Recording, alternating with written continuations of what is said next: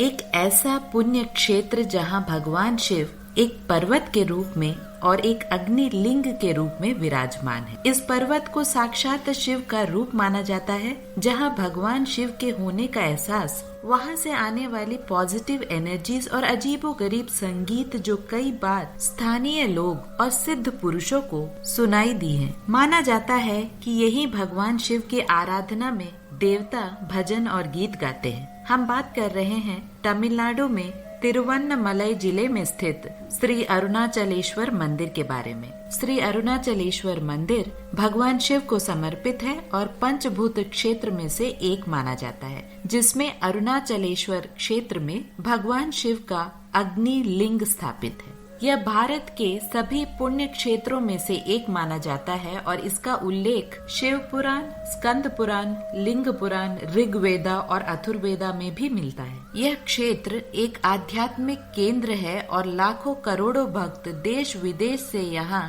भगवान शिव के इस महान और चमत्कारी रूप को देखने आते हैं। कहा जाता है कि इस क्षेत्र के दर्शन से मनुष्य को ज्ञान, सुख, शांति और मोक्ष की प्राप्ति होती है। इस क्षेत्र में एक बहुत ही सुंदर पर्वत है जिसे साक्षात भगवान शिव माना जाता है। इस पहाड़ को अरुणाचल हिल या अरुणाचल के नाम से पुकारा जाता है। स्थानीय लोग और कई सिद्ध पुरुष जो यहाँ पर भगवान शिव की तपस्या में लीन रहते हैं, उनके अनुसार कई बार इस पर्वत से अजीब सी ध्वनि सुनाई देती है, जो उनके अनुसार देवी देवताएं यहाँ भगवान शिव की आराधना करते हैं, उसका संगीत है। श्री रमन महर्षि, जो एक महान सिद्ध महर्षि और भगवान शिव के भक्त थे, आजीवन इस पर्वत के सानिध्य में अपना जीवन व्यतीत कर दिए। उनके अनुसार कई बार उन्हें इस महान पर्वत में भगवान शिव के होने का एहसास हुआ। एक बार उन्होंने इस पर्वत के अंदर भी जाने की कोशिश की, लेकिन तभी एक मधुमक्खी के छत्ते से कई मधुमक्खियां उनके पैरों पर वार कर दिया, जिनसे उन्हें समझ में आ गया कि मानव मात्र के लिए इस पहाड़ के अंदर जाने की अनुमति नहीं है।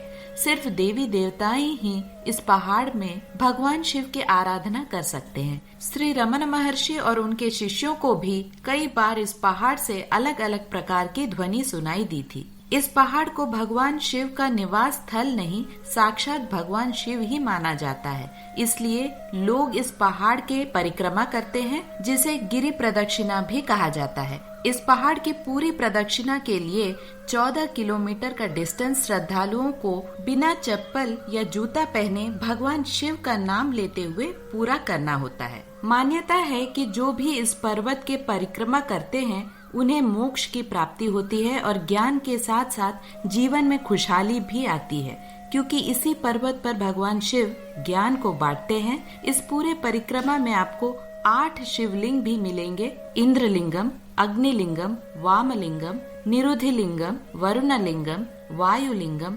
कुबेरलिंगम, ईशान्य लिंगम कहा जाता है। माना जाता है कि परिक्रमा करते समय इन 8 लिंगों के दर्शन करते हुए ही जाना चाहिए। पहाड़ के नीचे ही अरुणाचलेश्वर मंदिर है, जिसमें भगवान शिव के स्वयंभू अग्नि लिंग स्थापित है, जिसका सबूत हमें तब मिलता है जब हम गर्भगृह में लिंग के आगे बैठकर पूजा करते हैं। कहा जाता है कि भगवान शिव की अग्नि लिंग के वजह से हम उस लिंग के पास ज्यादा देर बैठ नहीं सकते, क्योंकि हमें अजीब सी गर्मी और बेचैनी का एहसास होने लगता है। शिव पुराणम के अनुसार भगवान विष्णु और ब्रह्मा को अपनी शक्ति का परिचय करवाने के लिए इस स्थान पर प्रभु शिव ने अखंड ज्योति स्थापित की थी। उस ज्योति को साधारण लोग देख नहीं सकते, इसीलिए देवी देवताओं के अनुग्रह पर भगवान शिव ने स्वयंभू अग्नि लिंग के रूप में श्री अरुणाचलेश्वर मंदिर में अपने भक्तों के लिए विराजित हुए। इस मंदिर में पूर्णिमा के दिनों में श्रद्धालुओं की भारी भीड़ उमड़ आती है, जो इस मंदिर में भगवान शिव के दर्शन के बाद गिरि प्रदक्षिणा भी करते हैं। इस मंदिर में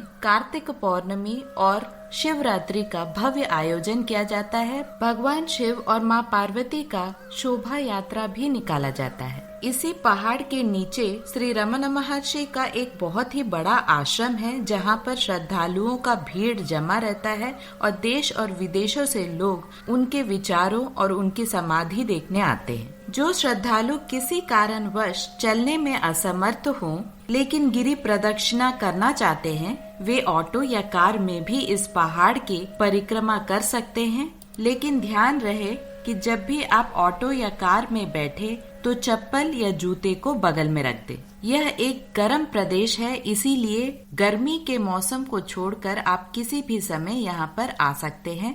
ध्यान रखें, लेडीज सुबह ही परिक्रमा करें, रात को अवॉइड करें। प्रदक्षिणा करते समय आपको हर तरह की फैसिलिटीज मिलती है, रेस्ट रूम्स, खाने पीने की व्यवस्था और फुटपाथ भी है, जहां आप आसानी से बिना चप्पल और जूते के भी चल सकते हैं। अगर आपको इस पुण्य क्षेत्र के बारे में और भी डिटेल्स चाहिए तो डिस्क्रिप्शन बॉक्स में मैं दे दूंगी, आप एक बार चेकआउट जरूर कीजिएगा। और अगर आपको यह वीडियो अच्छा लगता है तो लाइक, शेयर और सब्सक्राइब जरूर कीजिएगा। और सब्सक्राइब बटन के पास में जो बेल बटन है उसे दबाना ना भूले, ताकि हमारे हर वीडियो की नोटिफिकेशन आप तक पहुंचते रहे।